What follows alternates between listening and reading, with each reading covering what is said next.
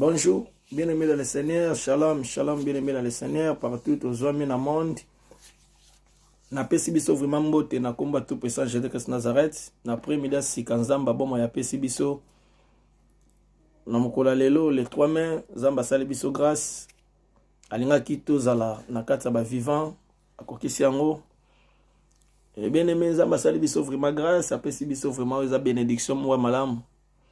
Parce que ba mingi to la ki na bango mokola lobi ba moni après midi lelo te ba mingi ba se retrouver na l'hôpital. Ba mingi ba se retrouver na hôpital. Et nzamba lo la sali biso grâce. Yango na pusani na après-midi lelo poto partager maloba na Nzambe longo na libota Nzambe nyonso. Bisika to zwami. Bien-aimé na kaka na après-midi lelo to partager thème moko o ezali retourner à la source. Thème après-midi lelo eza retourner à la source. Bien-aimé na bolingo na Nzambe toko kotanga maloba na Nzambe pour te comprendre quelque chose. Soko za na Bible na bolingo na Nzambe pendant que zo ka message fungo la Bible vraiment tanga zala vraiment concentré, zala vraiment disposé tanga maloba na Nzambe. Tozo tanga makomi na Nzambe na Bible na Amos chapitre 4 et verset 4 jusqu'à 12. Na tangi vraiment na bolingo na Nzambe. Bien-aimé Bible za koloba boye. Nzambe ne moto azoloba awa. Awa izande Nzambe nde azoloba. Parce que na kati ya Bible ezape na bato baloba. So tange na Bible au mona bakomi Matthieu lobi selon ye, Marc lobi selon ye, Jean lobi selon ye, Luc lobi selon ye. Et Nzambe pe aloba. Apôtre Paul pe aloba. Yango na premier lelo na lingi na partager na biso libota Nzambe, maloba na Nzambe. E uti na monoko na ye moko. Bible zoloba na Amos chapitre 4 verset 4 à 12. Je lis au nom de Jésus. Zamba zoloba boye. Allez à Bethel et péchez. Allez à Gilgal et péchez davantage. Offrez vos sacrifices chaque matin et vos dîmes tous les 3 jours. Faites vos sacrifices d'action de grâce avec du levain. Proclamez, publiez vos offrandes volontaires, car c'est là ce que vous aimez, afin d'Israël. Car c'est là ce que vous aimez, les nations. Dit l'Éternel, dit le Seigneur éternel. Et moi je vous ai envoyé la famine dans toutes vos villes, les manques de pain dans toutes vos demeures. Malgré cela, vous n'êtes pas revenus à moi, dit l'Éternel. Et moi je vous ai refusé la pluie lorsqu'il y avait encore 3 mois jusqu'à la moisson. J'ai fait pleuvoir sur une ville et je n'ai pas fait pleuvoir sur une autre ville. Un champ a reçu la pluie et un autre qui ne l'a pas reçu s'est desséché. Des 3 villes sont allées vers une autre pour boire de l'eau et elles n'ont point apaisé leur soif. Malgré cela, vous n'êtes pas revenus à moi, dit l'Éternel. Je vous ai frappé par la rouille et par l'agnelle. Vos nombreux jardins, vos vignes, vos figuiers et vos oliviers ont été dévorés par les sauterelles. Malgré cela, vous n'êtes pas revenus à moi, dit l'Éternel. J'ai envoyé parmi vous la peste, comme en Égypte. J'ai tué vos jeunes gens par l'épée. Et laissé prendre vos chevaux. J'ai fait monter à vos narines l'infection de vos camps. Malgré cela, vous n'êtes pas revenus à moi, dit l'Éternel. Comme Sodome et Gomorrhe, que Dieu détruisit, et vous avez été comme un tison arraché de l'incendie. Malgré cela, vous n'êtes pas revenus à moi, dit l'Éternel. C'est pourquoi je te traiterai de la même manière, Israël, et puisque je te traiterai de la même manière, prépare-toi à la rencontre de ton Dieu, ô Israël. Bien-aimé totangi maloba na Nzambe, Nzambe aza kotalisa biso na makomi na ye. Bien aimé, maloba na nzambe basala kanango débatté. Maloba oye bimina monoko nzambe badutaka nango te. Maloba oye bimina monoko nzambe badutaka nango te. Maloba oye bimina monoko nzambe basala kanango débatté. Parce que oyo nzambe aloba yango wana loba etikala bongo. Oyo nzambe akoma yango wana etikala bongo. Mais na kati na Bible tomoni ba apôtre bakomi maloba na nzambe. Toye komona plus loin apôtre Paul pe aloba maloba moko ti lelo maloba wana eza na débat ti lelo maloba wana ezali na confusion na kati ya bato. Et maloba wana nga na lobaka oyo apôtre Paul aloba concernant femme à côté le maliboso libota nzambe te eza maloba moko ekozalaka débat de génération en génération. Parce que eza makomi oyo apôtre aloba. Bien aimé na yena après-midi lelo to partager thème moko retourner à la source. Retourner à la source bien aimé. Bien aimé, source na biso ezali wapi. To source na biso ezali nini. Bien aimé, tant oyo tozo traverser nango ngana yo toyebi maladie oyo ndenge epaniqué mokili. Bato bakomi agité, bato bakomi troublé, bato bakomi vraiment troublé na mémoire. Maladie oyo epaniqué monde. Ba misusu balobi eza fin du monde. Mais tika na yebisa biso na premier dalelo eza fin du monde te. Parce que ma commune na Bible zakoloba na Matthieu chapitre 24 soko tangi okomona makambo nyonso tozomona lelo ese komama déjà. Bien aimé dans le Seigneur na yeka kana après-midi lelo pona yebisa biso retourner à la source. Bato balobi eza fin du monde bazwi nzembo moko frère Patrice Ngoy Musoko ayemba il y a longtemps ba faire circuler on na réseaux sociaux. Mais tika na yebisa biso toko tangi soko yoki nzembo wana bien. Na makambo otozomona lelo eza fin du monde te. Lelo eza fin du monde te. Otozomona eza fin du monde te. Moment oyo ekoleka. Eza ke nzambe azolinga enseigner biso eloko moko na moment oyo tozali. Nzambe azolinga enseigner biso eloko moko na circonstance oyo. Bien aimé tika na yebisa biso na après-midi na lelo. Nzambe na bomoi asala mutu te na likanisi ya konyokwama. Nzambe asali mokili na yebi bezoloba na 6e jour asali mutu. Avant Nzambe azwa mutu apesa yeba activité, Nzambe Bible za koloba asali jardin moko na kati ya Eden. Bien aimé Eden ezala na nyonso na kati. Nzambe abongisa nyonso. Nzambe ayeba na kotia nyonso pe na ba instruction nango. Après avoir kobongisa Eden azwi moto atie na kati Eden afin que a cultiver Eden. Afin que moto ayeba na kobatela oyo ezalaki Eden. Bien aimé Bible za koloba Nzambe alobaki na moto biloko nyonso eza awa salela mezane loko moko okoki kosimba te. Mais pendant que Nzambe azoloba na moto wana makambo wana na mwa makanisi na ngai na mwa mayele na nga mukie tango nazotanga makomi nazoloba ngai moko ke moto oyo Nzambe alobaki asimba eloko wana te moto wana aosimba. Parce que Nzambe yebi pourquoi le bagile bongo. Et mon copain Nzambe ayeba. Bien aimé Bible zali koloba boye na kati na Eden ndenge zalaki wana zalaki na fleuve moko bimaki. Fleuve wana ezalaki divisé na 4 bras. Fleuve wana ezobimisa ba pierre d'onyx ezobimisa ba or. Fleuve wana eza kwa rosé Eden mobimba. Moto azalaki en paix azalaki na tranquillité. Bien aimé Nzambe sali motepo na likanisa konyo kama c'est pour cela bongisaki Eden malamu po moto azala na kimia. Pendant kazu mwasi abimisi na mopanzi na ye atieye pembeni. Bible za koloba makambo yo Nzambe apekisaki yango wana moto asalelaki.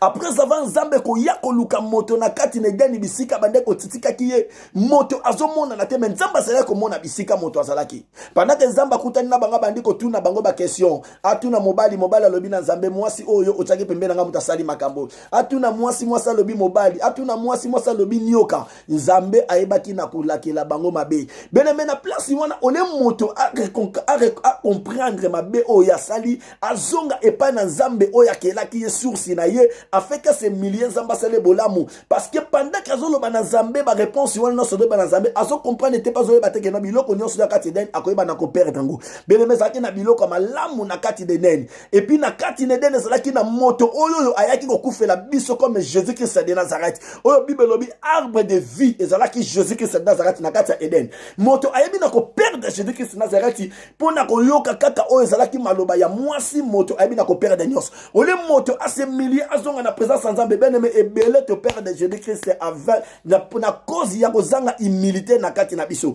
pote moto soka na Jésus-Christ na kati na yenga Bible zali koloba na David alobi avec Jésus nous ferons des exploits moto akoyeba na kozanga eloko te bien aimé Nzambe na kanda wana ayebi na kobenga na batu na kati na Eden na lakendi bango et puis ayebi na kochaba ange ne tout autour na kati na Eden bien aimé dans le Seigneur na yena poko na lelo pona yebi sabiso kaka retourner à la source bien aimé dans le Seigneur Bible zobete la biso li solo boye soko tangi na 2 Rois chapitre 2 au moment na prophète Élisée bezoloba après séparation na ina prophète Élie tango nzamba zwaki prophète Élie kozonga ne na mboka bien aimé bezoloba ba prova fils à prophète ba kuté na prophète Élisée ba bandi ko expliquer ba bine maître ba lobi ne seigneur mboka na biso ngo zomona mikolo nango eza nango malamu et mai na biso eza mabe pe mboka eza kokufa bien aimé dans le Seigneur soki mboka ekomi mabe soki mai ebebi na kati na mboka eza danger soki mai na mboka ekomi na ebebi na mboka eza danger bien aimé Bible za koloba prophète bisi bango boyela ngai sani moko ya sika pe na mungwa prophète alobi na bana na mboka to kende na source pa eba ke source nde ezali makambu nyonso evandaka kuna bien aimé na source nde solution ezamaka bien aimé na premier lelo na kana biso source na ngai na yo ezali Jésus Christ de Nazareth yende moto na source na ngai na oyo apesa kabiso kimia pe esengo pe solution na makambo nyonso Bible za ko le prophète amemi bango na source tanga baki na ko bwaka mungu na source bien aimé Bible zo ba tile lomboka na betali mai wana ezalaka kitoko parce que l'homme de Dieu ayeba ki na ko seni yango ayeba ki na ko purifier mai wana bien aimé dans le Seigneur na yena après midali le pona yebisa biso retourner à la source bien aimé ndenge to vandi bona moment oyo to yebi pe na circonstance oyo ndenge mboka za ko kende to yebi mboka ndenge za ko kende makambo zo le kana mboka to zo mona makambu nyonso bazosala tozomona maloba nyonso bazoloba tozoyoka mboka vraiment eza ya mabe mboka vraiment eza mabe mboka vraiment eza ya kokufa na moment oyo bien aimé parce que makambo mingi ezali ya kolala makambo mingi eza ya kokufa lokola bana ba comprendre que esengeli to yebisa moto paza mutu na Nzambe ba comprendre que taza mutu na Nzambe za na maloba na Nzambe yango ba yeba kina ko confier epai na ye yango wana yeba kina ko mema bango na source ya fait que bana wana bazwa kima na mboka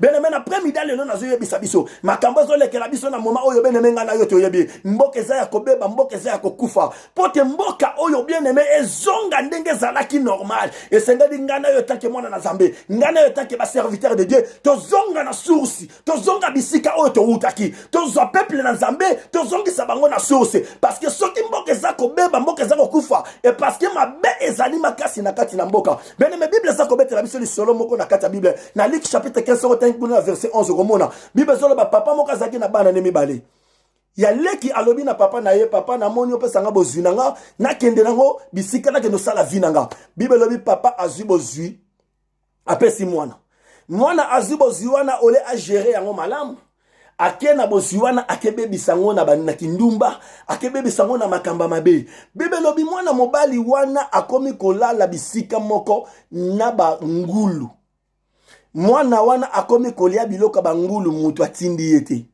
Ok, mwana azalaki na ndako na papa na ye azalaki na bonheur, azalaki na tranquillité, azalaki en paix. Maintenant mwana akei mosika na papa. Tanga ke mosika na papa biloko nyonso azwaki momenga azwaki na ake na kobebisa ngo na mabe. Bible zoloba mwana wana zolia biloko bangulu mutu atinda yete. Bible zali koloba mwana tanga vandi a réfléchir bien. Alobi non nanda kuna papa nanga ba mercenaire baza ebele esengeli ngai na zonga nanda kuna papa nanga azwanga ata mwana na yete me azwanga ata mwana mosala bene me Bible zoloba mwana wana azongi na kati na ye moko a réfléchir bene me avandi a réfléchir bien bene me na yebisa biso ni na premier lelo mwana wana tangu azonga ki epai na papa na mone na mosika bene me na premier lelo soki ngai no tokozwa likanisi ya kozonga na sena makolo na Nzambe tokozonga na source pa na Nzambe oya la biso bene me Nzambe na bomo ya kozala ne sengo akoyeba na kwa keiri biso Bible za koloba mwana wana tangwa zongi bakutani na papa na ya embrasser ye papa na ya asengi basali ne ba ya na roba kitoko balatisa ye azui bagi alatisi mwana na musapi azui chaussure alatisi mwana na ye bien aimé na bisa biso na premier lelo soki ngana yo tozwili kanisi ya kozonga na sena makolo na Nzambe etake mwana na Nzambe etake mosala Nzambe soki tozili kanisa kozonga na sena makolo na Nzambe oza source na biso beneme Nzambe na bomo akoyeba na kwakeiri biso soki kaka tobandi kozwa likanisi ya kozonga beneme Nzambe na lola kozala na esengo akopesa biso pe motema malamu motema ya kimia motema ya joie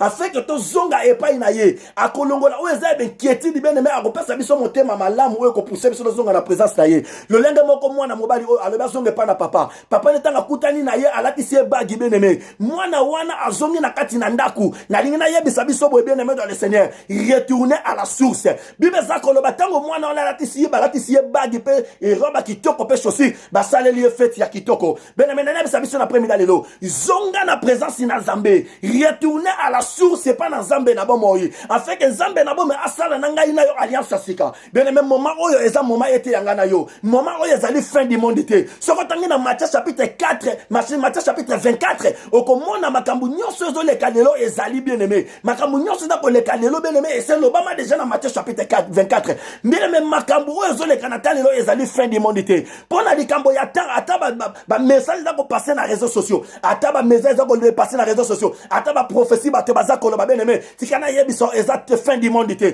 fin du monde bien aimé moto yebenga zate bible zali koloba mwana wana basaleli ye fete bien aimé na linga na yebisa biso na premier lelo bien aimé tozonga na présence na Nzambe tozonga na source na biso epai na Nzambe na bomo Nzambe na bomo azana posa tozonga nde epai na ye parce que kisi ya maladie o bien aimé ata mindele baluki yango ata batu monde baluki yango bakotika na kozwango te kisi oyo bien aimé solution nango eza na maboko na Nzambe posa ya Nzambe ezali ngai no tozonga nde na sena makolo na ye na source bien aimé parce que mabe koti mingi na kati ya mokili serviteur de Dieu zonga na sena makolo na Nzambe mwana na Nzambe songa na présence na Nzambe biloko oyo papa apesa biso papa apesa biso provision papa apesa biso ba vision alobaki ba provision pe ba vision na bene mettre ba na kopesa ngo gratuit mais biso tozi ba provision na ba vision na bene mettre comme ko tekela ngo peuple Nzambe Nzambe na bomo ya zana kanda bien aimé esengeli ngana yo tozonga na source pa na Nzambe biloko Nzambe na bomo ya pesa ngana yo bien aimé tozwa yango to chango à côté to mélanger yango to kotisa ngo na ba mélange to kotisa ngo na ba rose croix to kotisa ngo na ba franc-maçonnerie to kotisa ngo na makambebele ya mabe yango lelo peuple Nzambe azo souffrir yango lelo peuple Nzambe azo nyo kwama bien aimé dans le Seigneur na bonde libiso ta que serviteur de Dieu et tant que moi na Nzambe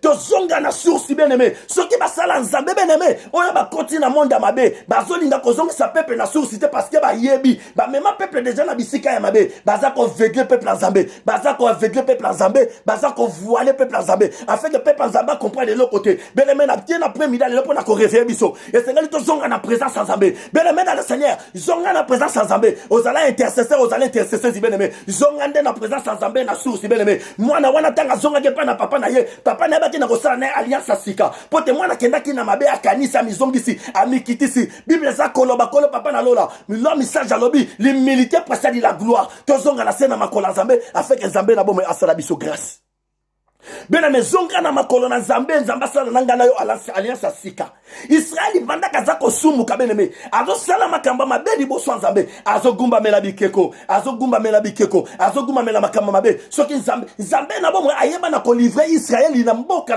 na maboka ba mandia pendant 7 ans tanga na Bible na Juge chapitre 6 okomona Nzambe na bomo ayebi na ko livrer Israeli pendant 7 ans na maboka ba mandianite afin que ba détruire bango afin que ba piller bango nyonso bazo bomba lokola ba budget Nzambe lo tindi ba détruire bango nyonso bazo bomba lokola ba provision Nzambe lo tindi peuple mandia ba détruire bango ponani bazonga ki ba kimaki mosika na Nzambe ba baki na koguma mela bikeko yango na après-midi na lelo bien aimé na lingi na yebisa biso boye en tant que mwana na Nzambe termina ye nango na après-midi na lelo retour à la source bien aimé makanisa Nzambe moto ko comprendre ngo azate mais quelque part ko comprendre les volontés ya Nzambe yango na Christ mwana na moto tango ba passer ya ka lobaki na père mokano na yo moko esalama bien aimé zonga na présence Nzambe Nzambe na bo masala no alliance sika zonga na présence Nzambe na bomo ya salela yo feti zonga na présence Nzambe na bomo ya sepela na yo bien aimé makambo Nzambe pesa biso to kenda nango wapi to sala nango nini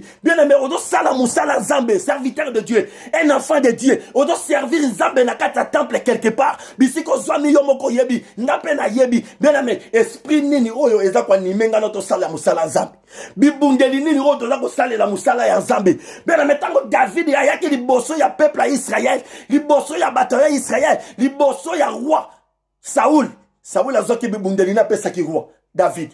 Tanga pesi David a bundi la meki ko bundela nga kokite. David abaki na kolongola ngo parce que ayebaki te amesana na makambo wana te. David na kati na yebaki kaka Jésus Christ de Nazareth wazaki sauveur. Jésus Christ de Nazareth wazaki secours na ye. Yango longola ki bibundeli wana. Na bonde de biso na bolingwa Jésus na premier lelo, serviteur de Dieu, un enfant de Dieu. Biloko ozo sale la mosala nzambe buaka yango. Biloko ozo sale la mosala nzambe bisika ozu yango. Kende ko zongisa yango parce que soko zuli kanisa ko zongisa yango. Nzambe na bomo ya ko protéger yo. Nzambe na bomo ya ko zala na yo akoyeba na ko épargner yo na ma danger na ba benno ce que koya parce que ozui likanisa ko zonga et pas na ye na source. Zonga na présence à Nzambe bien-aimé. Zonga na présence à mokeli na yo. Zonga na présence ya créateur na yo. Bien-aimé soki Adam comprena ki bien-aimé anja ko zanga biloko nyonso zaki na kata jardin de Éden. Yango mwana olo kwa zaki ni kanisi azonge pa na papa na ye. Bible zako loba na biso na makomi na mosi bien-aimé. Nzamba zoloba bokende na bamboka na bino. Bokende bisika bokende akosambela. Bokende kopesa bofrande, bokende kopesa badine, bokende kosala ba action de grâce, bokende kopesa bofrande volontaire. Yango wana nde bino bolingaka. Menga nzambe na lobi na tindeli bino ba malade. Na boyi kopesa bino mbula. Na bebisi biloko na bino nyonso. Na bomi bana na bino nyonso. Na bozozonga kake pa na ngate. Lokola bozozonga kake pa na ngate sikoyo bo préparer rencontre na bino na mwana na moto. Parce que comme sikoyo na tabiso ndeto préparer bien-aimé. Mwana na zamba za la ka pressete. Mais mwana na zamba za la ka pré. Soko tali na Matthieu chapitre 25, on va comprendre que ba sage femme, ba za la ki prête bien-aimé, ba za la ki pressete. Le longa ina yo etant ke ba na nzambe. Est-ce que tu allez prêt? Est-ce que tu allez prête? Ce qui est phénomène, il y a moins dans la moto et ce qui est enlèvement et lelo. Est-ce que ngana yo te commande en royaume ici? Ou bien te commande en fer? Bien-aimé, zonga na sena makolo na Zambé. Zonga na source, bien-aimé. Retournez à la source, bien-aimé. Pour sans Zambé, zalinga la to zonga na source. To zonga na sena makolo na ye. Bien-aimé, nous sommes au moins les affaires du monde été. Nous sommes au moins les affaires du monde été. Ma commune dans Matthieu chapitre 24 c'est loba yango depuis kala. Qui est loba pona likambo na ta eza likambo na yete. Ya yebi ngongate. Ataba anchu ba yebite. Ataba porte ba yebite. Mais ce n'est que le père na yebi mokolo wana. Yangalo bakete boko yoka ba bruit, boko yoka ba bruit, boko yoka ba guerre. Guerre ko se lever contre mboka oyo, mboka ko se lever contre mboka oyo bien-aimé. Mais na premier lelo na yeta ke mwana na Nzambe. Ko yebisa biso bien-aimé, retourner à la source. Bien-aimé source na biso za pa na Nzambe. Soki ba sala Nzambe, oyo Nzamba pesa bango vision. Oyo Nzamba pesa bango provision. Bazo zongi sa biso bana na Nzambe na source te. Bien-aimé na yena premier lelo na réveiller au mémoire. Zonga na source, source na biso ezali Nzambe na bango oyo. Oya sala tengana yo tozala. Oya zana solution makambo nyonso pona vie na ngana yo pona mabota na biso pona ba projet tozana ngo bien-aimé aloba na biso azana ba projet ya bonheur azana ba projet ya paix non ya malheur pona biso na lina ya biso na premier le bien-aimé. Satan le diable a botamate Satan le diable a koufate Satan le diable va précipiter na sena mabelo na Nzambe na bon. Mais Jésus Christ de Nazareth a botamate a koufa bien-aimé tikana biso na premier lelo. Testament pour eux soit valeur. Et c'est des testataires à yeba na kokufa. Satan le diable a kufa te bien-aimé. Yangona na bisabiso na premier dalelo. Batonyo so bado sale la Satan le diable bien-aimé. Batonyo so bado sale la franc-maçonnerie. Bado sale la barose quoi. Bakotika la ko bénéficier et loko mon côté parce que Satan kufa te, Satan atika testament te, atika loko malonga te. Boko yeba na kozwa kolo papa par na bino na mboka na fer.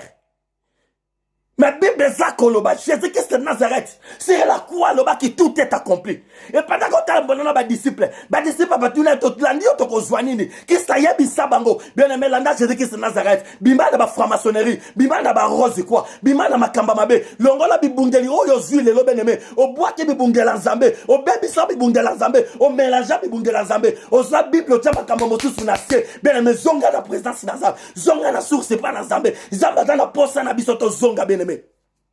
Ba disciple batuni Jésus Christ.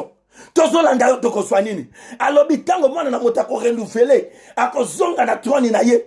Bilo bozana bokovanda na 12 trône. Pour la ko juger 12 tribus Israël. Alobi na bango na sena mabele oyo. Boko yeba na ko zwa centuple. Et na siècle à venir, boko zwa vie éternelle. Bien aimé dans le Seigneur. Si qu'on Satan le diable bien-aimé, tu peux rose quoi oyo sale là. Amoni si yo kaka biloko mokili oyo bien-aimé. Bibala bi motalingi biloko mokili oyo bien-aimé. Aza privé na gloire à Nzambe. Bien-aimé Satan eba na kotika eloko te. Pas kotika eloko te pa kufate. tozonga na présence ya Nzambe. Tozonga na source pas na Nzambe. Bien le même moment où tozali moto à réfléchir. Ni toko ko sala bien aimé. Toko mi paniquer, toko mi agiter, toko mi troubler. Mais alobi na makomi na ye na Matthieu. Na chapitre 24 na verset 6. Tozala troubler te bien aimé. Malgré ma prophétie bima de gauche à droite, tozala troubler te bien aimé. Malgré ma message de passer na réseaux sociaux, tozala troubler te parce que il y a nyonso tozomona eza fin du monde été. Bien aimé, jeune tika na bisabiso jeune ko silisa te ozali COVID-19. Jeune ko silisa COVID-19 te. Jeune ko silisa pandémie oyo te. Et sengeli ngana to réfléchir bien aimé. Makambo tozomona lelo pour ça ya Nzambe ezali ete na ye na biso na premier lelo pour na ko révéler biso, pour na ko yebisa biso, pour ça ya Nzambe ezali tozongande epai na ye wazali source na biso. Source na biso ezali Nzambe. Ben mais moi non soka soki likanisa kozonga pa na papa na ye parce que pa na papa na ezalaki na nyonso pendant que tozwa likanisi na premier midi lelo bene na partager na biso message Nzambe na bomo ya koyeba na ko protéger yo yo moto kota ke bisika songolo simba ke bisimba simba yo moto kota ke bisika songolo zwa ke biloko quelque part pour na ko mélanger na musala Nzambe pour na ko zwa peuple Nzambe ko vegle bango pour na ko zwa peuple Nzambe ko voiler bango bene na mosika pe na pene na mboka na Afrique na mboka na Amérique na mboka na Asie na mboka na Europe zonga na présence na Nzambe zonga na source pa na Nzambe bisika oyo zwaka provision pe vision zonga na source beneme mokolo zwa batami beneme yondo yebi olobaka nini liboso na mosala Nzambe Nzambe alola talisa mosali na ye makambo pona yo makambo Nzambe talisa mosali na ye beneme yango tenga na yo lelo tozo sala la makambo mososo retourner à la source zonga na source beneme maloba na Nzambe ele kakate sake esala misala nango bele me Nzambe azoloba malgré makambo nyonso bozomona bozo zonga te kake pananga malgré banzala bozomona bozo zonga te kake pananga malgré biloko nyonso bozomona ba guerre bozo zonga te kake pananga na bomi bande bana na bino nyonso bozo zonga te na tindeli bino ba maladi be infection lokola na kata Egypte bozo zonga te kake pananga et na moment oyo na yebisi bino elobi ngai Nzambe bo préparer chemin na bino na rencontre ya Christ bo préparer chemin na bino na rencontre ya Christ bien aimé lelo soki balobete et fin du monde commis est-ce que ngana yo toza prêt ou prête c'est milliers na présence Nzambe c'est milliers na scène na loboko na Nzambe mikiti ça na scène na makolo na Nzambe bien aimé dans le Seigneur frères et sœurs na bondeli biso na bolingo Nzambe to zonga na présence Nzambe ce qui va pasteur bazo distraire biso ce qui va évangéliste ba prophète ba docteur ba apôtre bazo distraire biso bien aimé ya na yebiso na premier lelo et tant qu'intercesseur et tant qu'intercesseuse et tant que moi na Nzambe moi si mobile moi na mokelo kola mokolo zonga na source et pas na Nzambe na bomo c'est le moment. C'est le moment bien aimé à se repentir. Tala lo lenge ngala yo to tamboli tamolai. To tamboli na mabebe neme. To yebi na ko détruire baninga. To yebi na ko faire faucher baninga chemin. To yebi na ko faire souffrir baninga. Bien aimé c'est le moment à se repentir na kati na ngana yo. To zonga lo lenge mwana zonga ki na kati na yemoko. Alobete na zonge pa na papa nanga. Papa azane sengo bien aimé bisika ko fanda. Pendant que ngala to zonga ni kanisi bien aimé ya ko zonga na source pa na yi. Na combat to pour Saint-Jésus Christ Nazareth. Voilà zaki message na premier le pour partager na biso et tant que frère na bino bien aimé na combat tout pour ça je Nazareth na bondeli na bolingo Nzambe bien aimé zonga na source pas na Nzambe na bomo zonga na source bien aimé soko za na posta contact pour na ko contacter bien aimé pour na ko partager numéro na ngeza wana bien aimé 0033 7 58 88 95 04 0033 7 58 88 95 04 bengato partager bien-aimé moma ezamabe Nzambe na bomo esunga biso Nzamba za na posa tozonga na source pa na ye tozonga na sena makolo na ye na bondeli Nzambe na nguyana so papa po na tina liloba no ya que ton nom soit sanctifié mon Dieu mon roi na moi oyo ko le papa ya me oh bato bakolo papa makambebele ko sala mangana bondeli yo papa na sambele pa na yo que ton nom soit sanctifié et que ton règne vienne de mon Dieu et que ta volonté soit faite mon Dieu mon roi na moi oyo Nzamba lola libotalo na mosika pe na pene papa couvrir biso kolo na couverture ombre na yo et parmi biso na ba danger mon Dieu ba ange no kolo ba sécuriser biso na mopanga na double tranchant na kombo na yo to puissance de Christ Nazareth papa lumière na yo ko accompagner biso mon Dieu Pendant la nuit, mon Dieu, mon roi, n'a semblé le panneau colonne de feu dans les colonnes abisso. Pendant la journée, colonne de nuit dans les colonnes abisso ensemble. Na combo na yoto pour Saint-Jésus de Nazareth. Tu as te bota no kolo papa. Et si maman na lobo konanguya. Nous sommes la gloire au nom de Dieu. Au nom puissant de Jésus-Christ de Nazareth. Papa, mon lit, mon nom puissant a touché mon corps, mon sikapé na peine. Mon lit, mon nom puissant, mon Dieu, mon roi, a fortifié, encouragé, réconforté mon corps, mon sikapé na peine. Na combattu pour Saint-Jésus de Nazareth. Bien aimé dans le Seigneur, na salué biso pe na bombeli biso na pamboli biso zambalola, a bambola biso. Bon après-midi. Au nom puissant de Jésus-Christ Nazareth. Zambalola azala na biso. À la prochaine. Bye, bye, bye, bye.